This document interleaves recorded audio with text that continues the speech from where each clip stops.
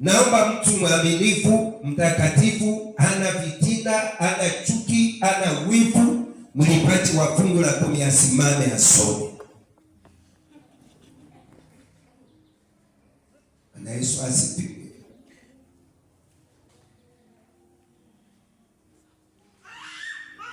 Kama umepata unaweza soma. Na kama iko mbali wacha nisome.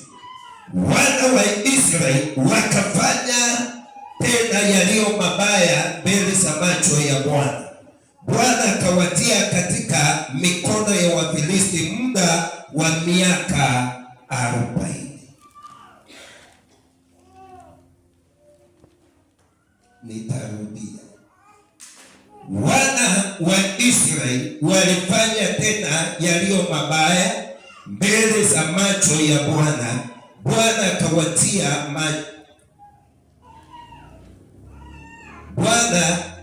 Bwana akawatia katika mikono ya Wafilisti muda wa miaka 40.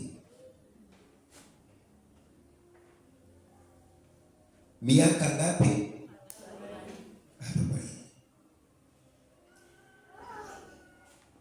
40 years wamewekwa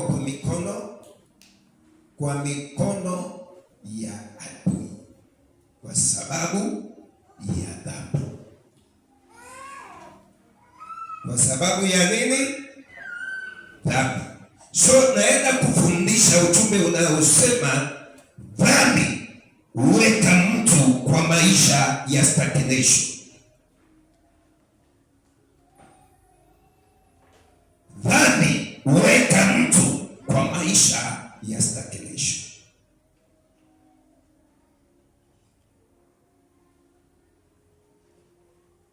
Siku zote Biblia imesema katika Isaya chapter 57 verse 20 na 21 ya kwamba mtu mbaya ni kama bahari iliyochafuka ambayo haizaa matope kila wakati. 21 ikasema mtu mbaya anaishi ana amani. Naomba tusome kiasi. Hapana amani kwa watu wabaya. So ndio kanisa tuweze kupokea amani ya kuponya, amani ya kuokoa, tunahitaji tusome Isaya 57:20. Bali wabaya wanafananishwa na bahari iliyochafuka, maana haiwezi kutulia, na maji yake hutoa tope na kutakataka.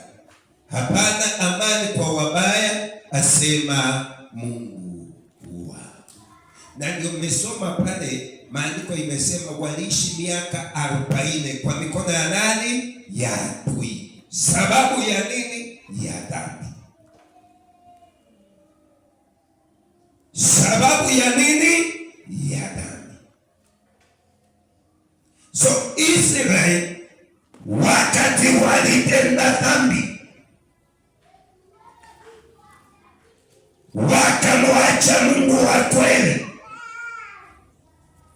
wakajichanganya, wakajitengenezea mapirika, wakajiwekea vitu ambavyo waliabudu, wakaacha Mungu wa kweli. Maandiko yamesema naye Mungu akawaacha kwa mikono ya adui miaka 40. Kitu unachokiabudu ndicho kinakulinda. Kitu unachokidharau ndicho kinakudharau. Kitu kile unachokitafuta ndicho unakipata. Walikaa 40 years ya mbio ya adui. Kwa sababu gani? Wamefanya dhambi. Wamefanya dhambi. Kwa wanaoandika, dhambi